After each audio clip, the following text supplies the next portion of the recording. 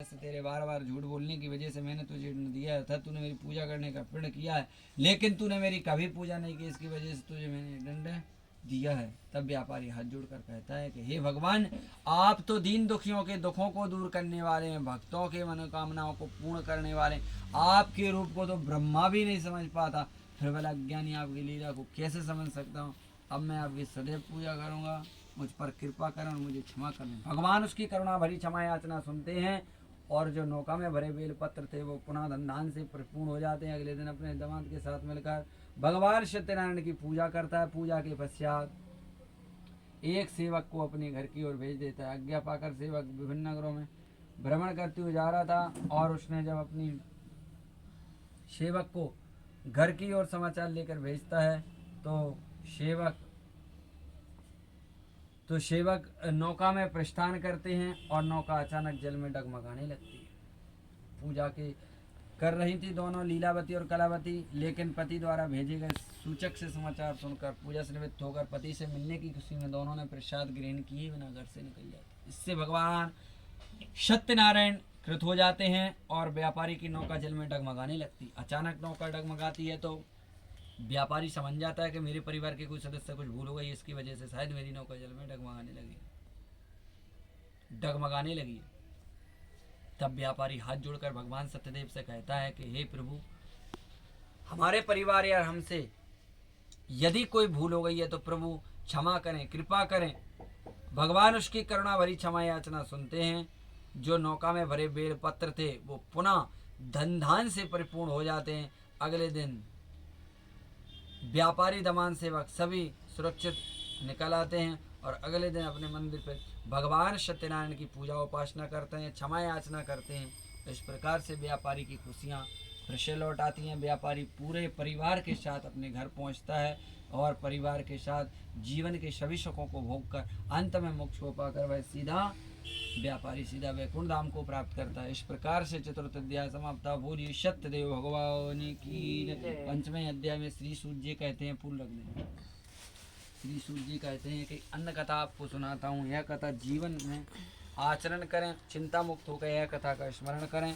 कैलाशपुर में तुंगध्वज नामक एक राजा रहा करता था। तुंगध्वज नामक राजा वैसे बहुत सत्यवादी था, जितेंद्रिय था, जिसे किसी प्रकार का लोभ लालच नहीं था। वह राजा प्रतिदिन मंदिर जाता था, निर्धनों को धन वस्त्र देकर उनके कष्टों को दूर किया करता था। लेकिन एक बार उसने भी भगवान सत्यनारायण का प्रसाद ग्रहण नहीं किया था। तभी सभी चिंताओं से दूर करने वाले, घर में धन धान के भंडार भरने वाले, जन्म जन्मांतर से चक्रव्यूह को छुड़ाने वाले भगवान सत्यदेव ने उस राजा को दंड दिया था। एक दिन राजा जंगल में जानवरों का शिकार करने के लिए जाते हैं और दौड़ धूप से उनका घोड़ा सैनिकों से अलग हो जाता है। कुछ विश्राम करने की इच्छा से वृक्ष के नीचे जाकर बैठ जाते हैं और राजा वहीं से गुजरते हैं, लेकिन भगवान को नमस्कार तक नहीं करते, वृक्ष के नीचे जाकर बैठ जाते हैं। ग्वालवाल उस राजा को प्रसाद देते तो राजा उन लोगों को प्रसाद लेने से मना कर देता। छोटे लोग समझकर उनका प्रसाद ग्रहण करने से मना कर अपने वहाँ से नगर की ओर प्रस्थान करता है। राजा जब अपने नगर की ओर प्रस्थान कर रहे थे तो राजा को अनेक प्रकार के अशुभ दिखाई देने लगते हैं।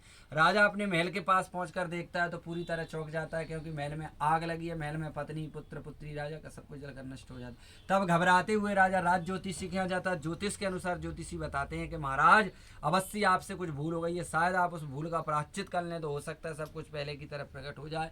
राजा को तुरंत अपनी भूल याद आई और मंदिर जाकर भगवान सत्यदेव से क्षमा याचना कर और प्रसाद ग्रहण कर जब पुनः आया तो महल पहले की तरह प्रकट हो गया। राजा देखकर चौंक जाता है और भगवान सत्यदेव की महिमा को समझ जाता है और और जीवन के सभी सुखों को भोग कर अंत में मोक्ष को पाकर वह सीधा वैकुंठ धाम को प्राप्त किया। इस प्रकार जो भी व्यक्ति भगवान सत्यनारायण का व्रत और पूजन करते हैं वो सभी तरह से सुख की प्राप्ति करते हैं।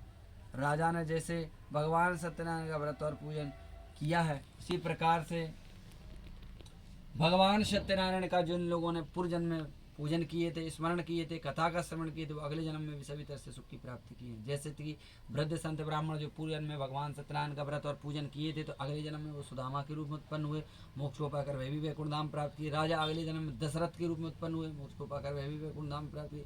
राजा अगले जन्म में दशरथ के रूप में उत्पन्न हुए, मोक्ष को पाकर भय भी वैकुंठ धाम प्राप्त किए। इस प्रकार जो भी व्यक्ति भगवान सत्यदेव का नाम का स्मरण, कथा का श्रवण करते हैं, वो सभी लोग अपने जीवन के सभी सुखों को भोगकर अंत में मोक्ष को पाकर वह सीधे वैकुंठ धाम को प्राप्त करते हैं। इस प्रकार भगवान सत्यनारायण का व्रत और पूजन मनुष्य को सभी चिंताओं से दूर करता है, घर में धन धान के भंडार भर देता है, जन्म जन्मांतर के चक्र से छुड़ाकर सीधी वैकुंठ धाम की ओर ले जाता है, मोक्ष प्रदान करा देता है। इस प्रकार से पंचम अध्याय समाप्त हुआ। बोलिए सत्यदेव भगवान की जय। रख देंगे आप लोग, इसमें रख देंगे फूल हाथ रखें जी।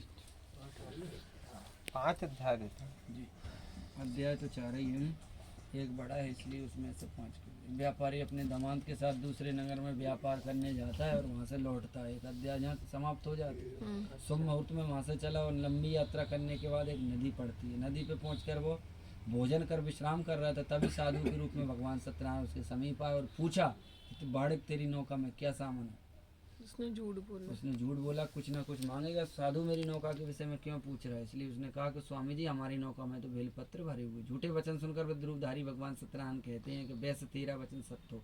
इतना कहकर भगवान जब वहाँ से अंतर्ध्यान हो जाते हैं और जब वो अपनी नौका में भरे बेलपत्र देखता है तो जोर जोर से रोने लगता है और मूर्छित होकर गिर पड़ता है। दमान देखता है और पिताजी गिर पड़े हैं और नौका में बेलपत्र बन गए। तो दमान सलाह देता है कि पिताजी हमें वही साधु की शरण में चलना चाहिए, वही इस विपत्ति से छुटकारा दिलाएंगे। अपनी दोनों की बात सहमत होकर वो दोनों चल देते हैं। दमांत की बात मानकर व्यापारी चल देता है। वृक्ष के नीचे जाकर दंडी रूपधारी भगवान साधु रूप में फिर से मिल जाते हैं। उनके चरणों में गिरकर दोनों क्षमा याचना करते हैं और कहते हैं कि भगवान हमारी इस गलती को क्षमा कर।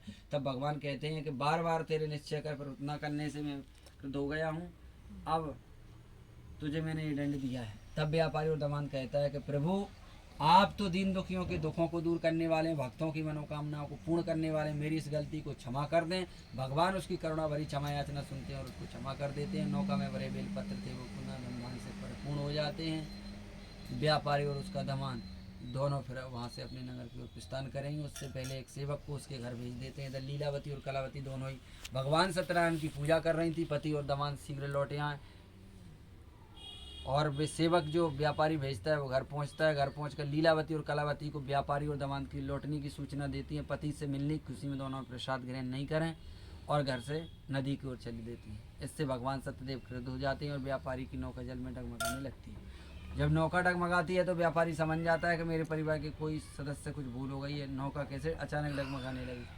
तब हाथ जोड़कर प्रार्थना करता है और भगवान तब आकाशवाणी करते हैं उसकी करुणा भरी क्षमा याचना सुनकर के पुत्र तेरी पत्नी और पुत्री दोनों ने मेरा प्रसाद का अपमान किया, अनादर किया है, इसकी वजह से मैंने तुझे दंड दिया है। तब व्यापारी हाथ जोड़कर प्रार्थना करता है। नाना विस्तृत करने के पश्चात वो अपनी नौका में भरे बेलपत्र देखा था और कथा के पश्चात प्रसाद ग्रहण करने के पश्चात जब वो देखता है तो नौका में भरे बेलपत्र थे वो पुनः धनधान से परिपूर्ण हो जाते हैं। अगले दिन फिर कथा करता है और सेवक को घर भेजता है। घर पहुंचकर जब वे दोनों प्रसाद ग्रहण नहीं करती हैं, इससे नौका जल में डगमगाने लगती है। लेकिन घर पहुंचकर जब प्रसाद ग्रहण कर जब पुनः आती हैं तो सभी सुरक्षित बाल लौटे आते हैं।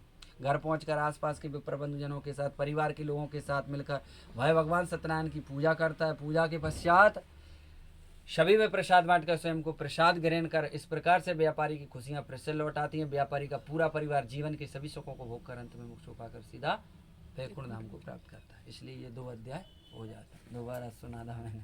अच्छा, फिर से पढ़ना पड़ा तो। दूसरा अध्याय इतना है लम्बा हो जाता है। आपको बिना देखे याद है पंडित हाँ, जी? कोई सी भी कथा पूछ लो आप, सही में आपको अपने बहुत आप याद हो वो गई तो है। क्या है। हाँ, वो पढ़ के याद हो जाता। क्या है, कोई व्यक्ति कहने लगता महाराज किताब नहीं लाए तो भैया जब किताब रखी है इसमें कथन लिखा है।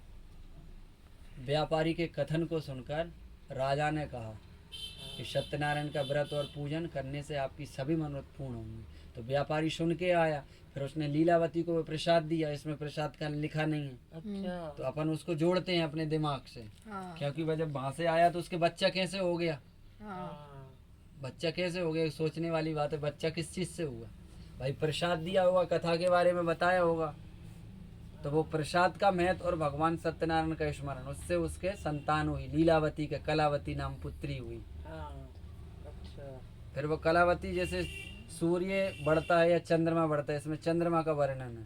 तो चंद्रमा जैसे बढ़ता है अमास के दिन होता है, बड़ा होता है, काली अमावस की रात होता है, तो पूनों से बढ़ता है चंद्रमा, कहते हैं पूनम की रात हो गई, प्रतिपदा हो गई, एक घड़ी रात चली जाएगी, फिर थोड़ा सा निकलेगा, और द्वितीय तिथि में 2 घड़ी चली जाएगी, तृतीया में 3 घड़ी रात निकल जाएगी, तो चंद्रमा धीरे धीरे जैसे तिथि बढ़ती जाती है वैसे चंद्रमा साइज बढ़ता जाता है उसका, उतनी पल के बाद निकलता है, वैसे वो पुत्री बड़ी होने लगती है, धीरे धीरे धीरे धीरे शादी की योग हो जाती है। काफ़ी समय के बाद जब व्यापारी व्यापार से लौटता है, उसकी पुत्री खेलती हुई दिख जाती है, तो विवाह की चिंता होने लगती है। अच्छा फिर भी वो विवाह पर भी कथा का महत्व लिखा है। अच्छा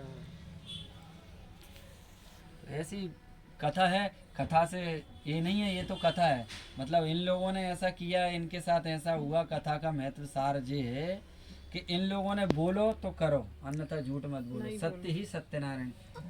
जैसे तुमने कथा तो बहुत सुनी होंगी, आजकल सब मोबाइल चला रहे, मगर मेन चीज होता है समझने का पुण्य, कोई भी चीज हो, जैसे मान के चलो आप टीवी ले आए, उसका रिमोट नहीं है आपके पास, तो टीवी कैसे फंक्शन खोल पाओगे? तो किसी भी चीज को समझने के लिए उसमें दिमाग लगाओ, उसमें जाओगे अंदर, तब आप फंक्शन खोल पाओगे। तो कथा में जो सार जो है, कथा का सार ये है कि कोई भी चीज या तो बोलो या फिर बोलो मत, बोलो तो फिर उसको करो। जैसे फंक्शन खोल लिया तो उसमें फंक्शन आना चाहिए, तो खोलो, नहीं तो कोई मतलब नहीं। कथा में समझना है, कथा नहीं समझेगा फिर फायदा कोई मतलब नहीं। सही बात। तो कथा में जो लीलावती और कलावती ने जो नहीं किया था, तो उन्हें उसका दंड मिला है। या तो बोलते नहीं वो, और बोले थे तो फिर बोला तो निभाया नहीं, इसलिए तो इसके बगैर मोक्ष नहीं होना है। अब इसका प्रमाण हम आपको बताते हैं, जैसे कि शिव पुराण होता है, हनुमंत कथा होती है ना, भागवत कथा होती है, इन कथाओं में ये पुराण आते हैं, ये पुराण है एक तरह से। अच्छा, अब इसको पुराण कैसे कहेंगे अपन? इसका नाम है सत्यनारायण, ठीक है, ये भगवान विष्णु का नाम है। एक बार क्या हुआ था कि ब्रह्मा विष्णु महेश, सुनी वो कथा? सुनिए तो तीनों में है ना झूठ बोल देते हैं। तो ब्रह्मा जी ने झूठ बोला था, और शिव ने कहा था कि प्रभु आपने सत्य बोला है, शॉर्ट में सुना रहा हूँ। हाँ तो विष्णु ने सत्य बोला था, इसलिए कहा था कि प्रभु आज से आपका एक नाम और होगा सत्यनारायण, क्योंकि आपने सत्य बोला है। अच्छा तो सत्य का भी बड़ा महत्व है, और इसके बगैर मोक्ष नहीं है। लास्ट के अध्याय में मैंने आपको सुनाया कि अगले जन्म में राजा ने जो कथा की, तो अगले जन्म में वो दशरथ के रूप में उत्पन्न हुए, मोक्ष पाकर वह वैकुंठ धाम गए। अच्छा दशरथ जी जो थे वो अगले जन्म में भी राजा थे, तो उन्होंने सत्यनारायण भगवान की कथा करी थी। अब वो कौन राजा थे उसका प्रमाण कहाँ मिलता है? एन बद्दो बली राजा, मतलब बलि जो था वो दशरथ का पूर्वज था। दशरथ के पूर्वज जो थे, राम जी के वंशक कौन थे? बलि। अच्छा बलि दशरथ जी के पूर्वजों, मतलब पूर्वजो पुरखा जो थे, कभी उनके कुटुंब परिवार के रहे हैं वो। तो अगले जन्म में दशरथ जी राजा, अगले जन्म में दशरथ के रूप में उत्पन्न हुए। तो जो राजा था राजा बने, फिर से राजा बने। राम भगवान और एन बद्दो बली राजा, मतलब जो बलि था उनका वंशक था। अच्छा अच्छा वो दूसरी कथा में आता है, सुनने को मिलेगा कि पूर्व जो थे, मतलब दान का इतना महत्व होता है कि अगले जन्म में भी दशरथ जी बने। बलि बहुत बड़ा दानी था। तो जो खुआ हुआ प्राप्त कैसे मिलता, वो अभी निकल गई।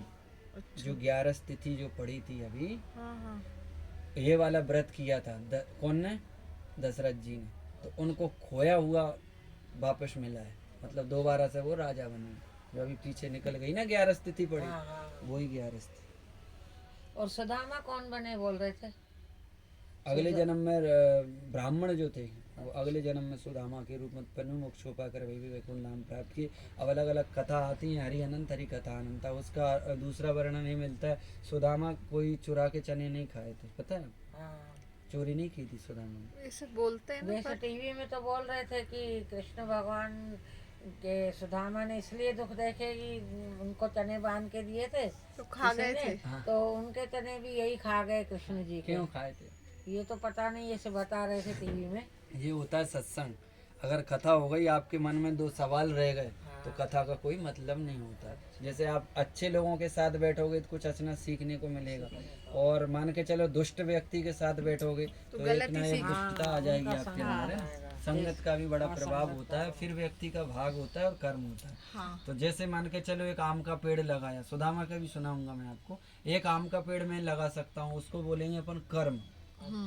क्या बोलेंगे अपन उसको? कर्म। अपन ने आम का पेड़ बाजार से खरीद के लगा दिया, अब वो हो जाए तो उसको क्या बोलेंगे, पहली बात तो पेड़ होना नहीं है, क्योंकि उसको पानी भी चाहिए, उसकी है ना? सेवा चाहिए। सेवा चाहिए, तो उसको क्या बोलेंगे अपन, कर्म तो अपन ने कर दिया, उसको बोलेंगे अपन भाग, क्योंकि वो भाग से हो गया है। हाँ भाग से अपन उसका फल खा सकते हैं, अगर भाग में है तभी खा सकते हैं। बीच में होता है जो समय, इस भाग के और कर्म के बीच में जो होता है, रखा है। क्या होता है वो, समय। ये हटा दूं? नहीं नहीं आपको रखा है, लग रहा हो है? गया। तकिया समय दे दूं, होता तकिया है, दे दूं? अगर समय रहा तो वो पेड़ होगा, हाँ। और भाग रहा तो अपन उसका फल खा पाएंगे, नहीं तो अपन पता ही नहीं चलेगा कि वो कब पेड़ बड़ा होगा, अपन रहे ही नहीं सृष्टि में। तो खाली अपन कर्म कर सकते हैं, बाकी भाग और समय दो ईश्वर के हाथ में भगवान है। तो कर्म ऊपर वाले के हाथ में। जो हम जब अपन भाग्य फल की खाने के लिए रहेंगे कि नहीं रहेंगे, हाँ। और वो हो पाएगा कि नहीं हो पाएगा। कर्म कितना ही कर लो तुम, एक नहीं 10 लोटा पानी चढ़ा लो मंदिर में भाग्य में जाकर, लिखा होगा तो मिलेगा।